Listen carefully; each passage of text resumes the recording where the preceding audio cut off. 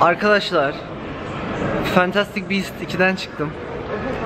Herkes bana bakıyor. Hiç beğenmedim ben. Gerçekten hiç beğenmedim. Siz beğendiniz mi? Göster bak. Bayağı beğendiniz. Bayağı değil de beğendim yine ya. Ben hiç beğenmedim. Ne kadar kötü değildi. Hayır, kesinlikle abartıldığı kadar kötü değil. Ama tam bir geçiş filmi. Hiçbir başlangıcı yok, sonu yok. Yeni bir şey çıkarıyorlar ve bunun hani sonunu hiçbir şeye bağlamıyorlar yani. Ortada bir düello yok. Kötü kazan. Ben bununla ilgili zaten video çekeceğim ama şu anda çok frustrated oldum. Hadi sonra görüşürüz. Sağ tarafım aydınlık, sol tarafımızda karanlık ama bu konuda yapabileceğiniz bir şey yok.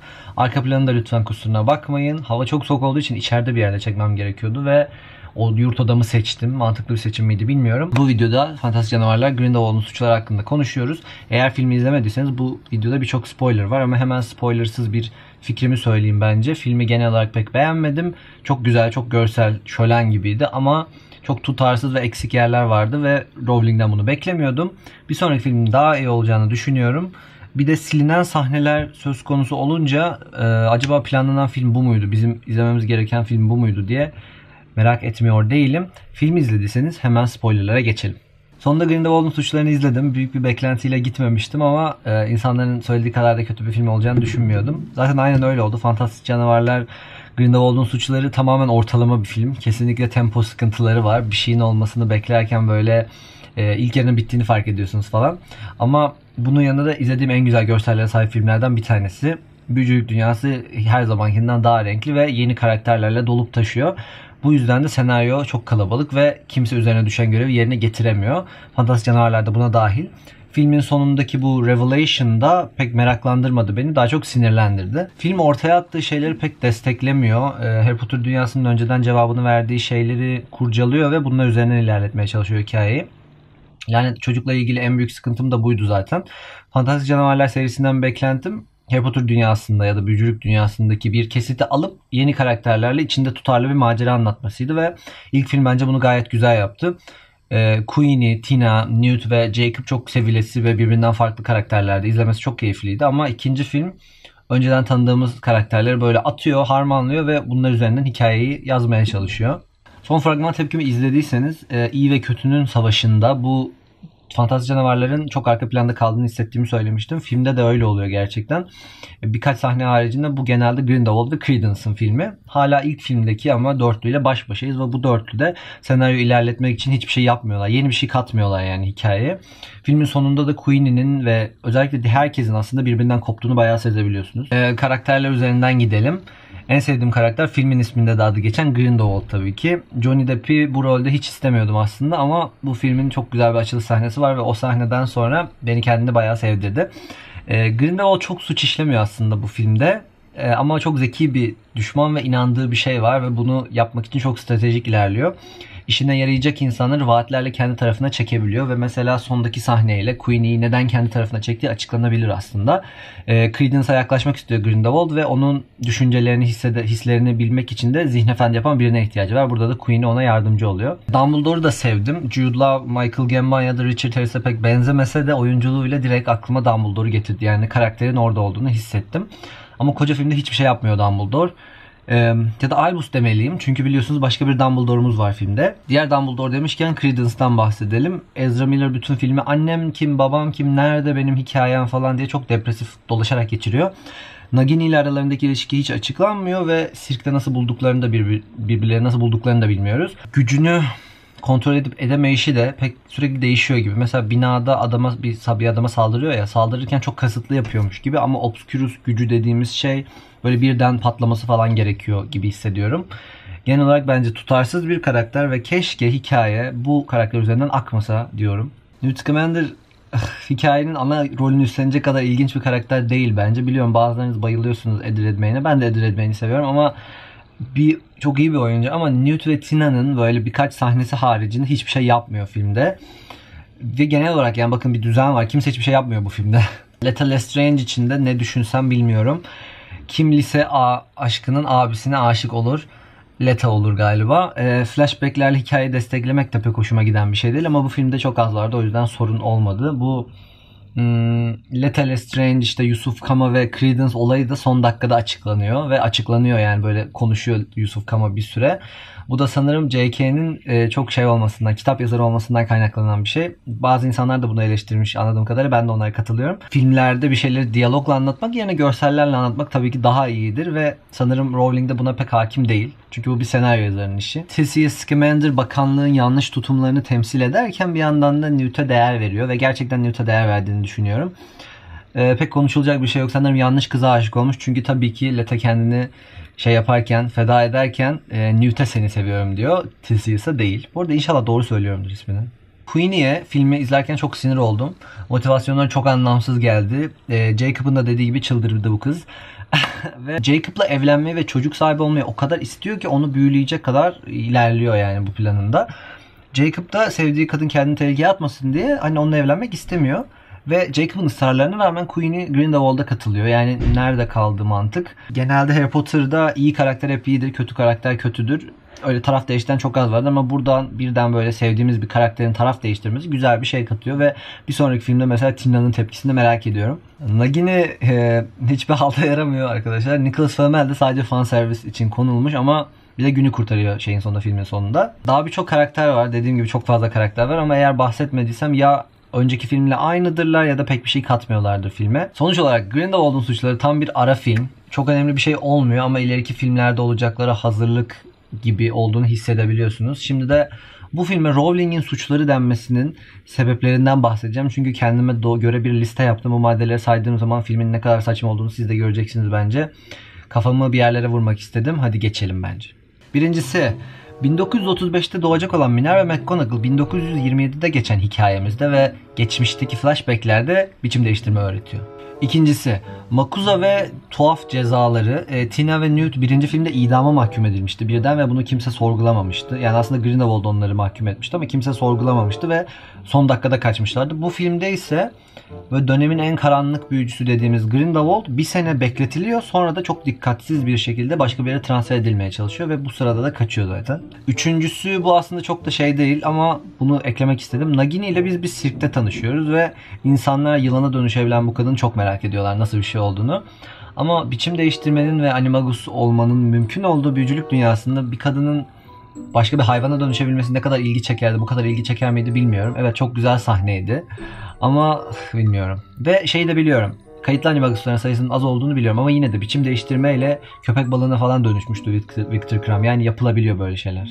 Dördüncüsü, son filmde Credence'ı böyle patlatıyorlardı falan ve biz bir parçasının böyle uçup gittiğini gördüğümüz için şey diyorduk, hani demek ki diğer filmde dönecek. Credence ölmedi ama büyücülük dünyası genel olarak öldüğünü düşünüyordu ve bu filmde de ölmediği ortaya çıkınca kimse şey yapmıyor, böyle hiç kılını kıpırdatmıyor, böyle hiç şaşırmıyor falan.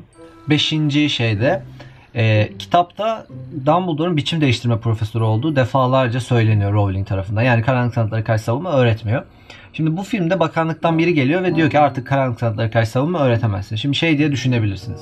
Bundan sonra artık biçim değiştirme öğretmeye geçmiş diyebilirsiniz ama o zaman hayatta olmaması gereken McGonagall ne öğretiyor o okulda? 2 tane mi biçim değiştirme profesörü var? Ve şeyi de biliyoruz. Sonradan biçim değiştirmeye geçmiş olsa bile, ki bu da çok saçma. Çünkü Tom Riddle geldiği zaman farklı bir karanlık sanatlara karşı savunma öğretmeni olduğunu biliyoruz. Dumbledore'un okulda olduğunu biliyoruz. Dumbledore'un biçim değiştirme öğrettiğini biliyoruz ve eski kitaplara göre de McGonagall'ın hayatta olmadığını biliyoruz. Yani genel olarak bu öğretmen olayları çok birbirine girmiş. Evet, bu da 6. Bu benim canımı sıkan şeylerden bir tanesi. Newt'un böcürtü bir masa başı iş ve yani en basitinden mesela çok sevdiğin birine, ailene ya da en yakınına bir zarar gelsin, başlarına çok kötü bir şey gelse, ölse ya da senin en büyük korkun olmaz mıydı bu? Bilmiyorum. Bilmiyorum yani. Newt. Hayatta daha önemli şeyler var. 7. Canımı en çok sıkan şeylerden bir tanesi. Newt, Tina'nın nereye gittiğini anlamak için bu Paris sokağında böyle bir toz üflüyor ve geçen gece ne olduğunu böyle fark ediyor. Hologram şeklinde takip edip Tina'yı buluyor biliyorsunuz filmde. Böyle bir şey olsaydı, ki gene bakın çok güzel bir sahne. Ama eğer böyle bir toz mümkünse, böyle bir büyü mümkünse neden daha sonra hiç kullanılmıyor?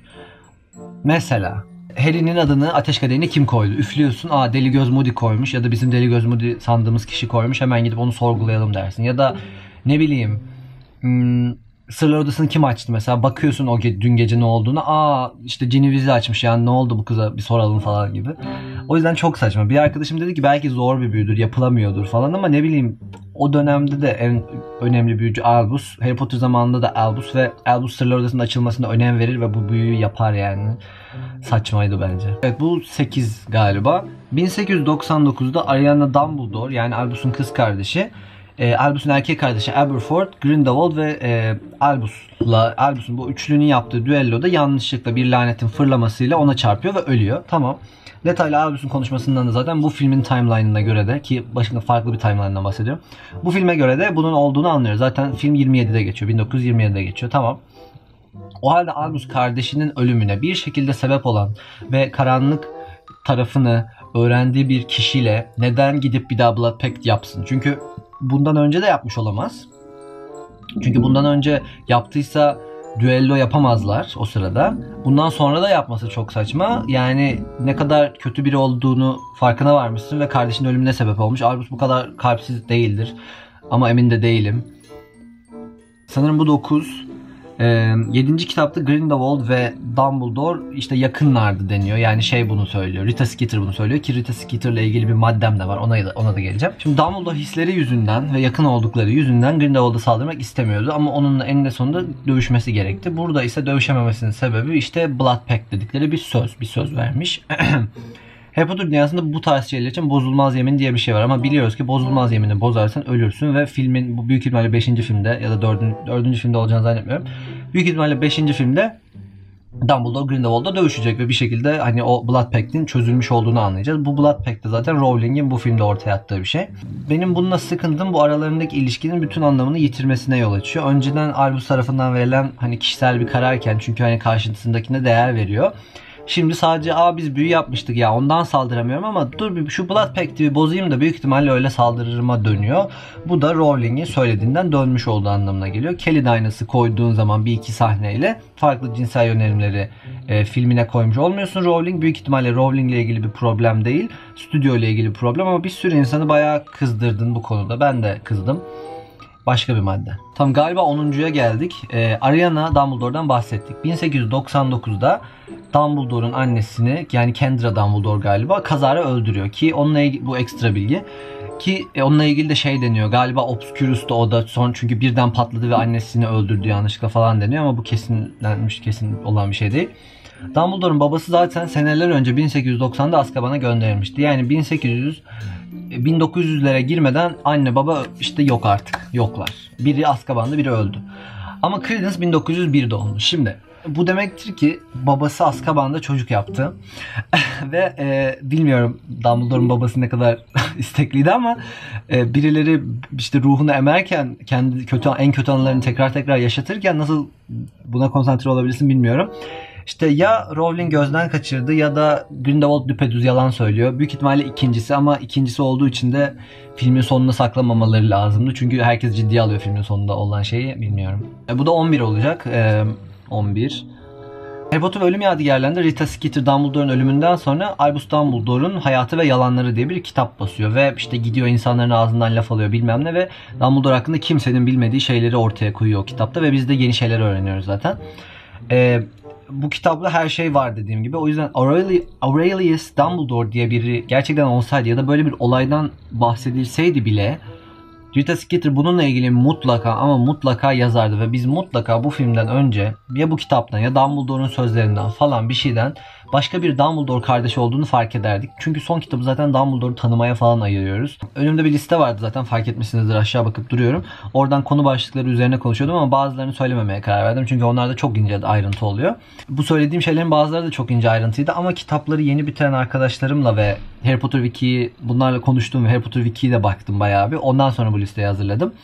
Yanlış anladığım, yanlış söylediğim, kaçırdığım filmle ilgili bir şey varsa lütfen aşağı yazın, birbirimizi bilgilendirelim.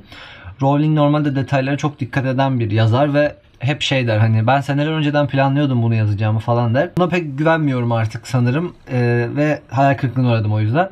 Film hakkında görüşlerinizi lütfen aşağı bırakın, onları, yorumları okuyor ve cevaplıyor olacağım. Kendinize iyi bakın, umarım bir sonraki film daha güzel olur. Bay bay.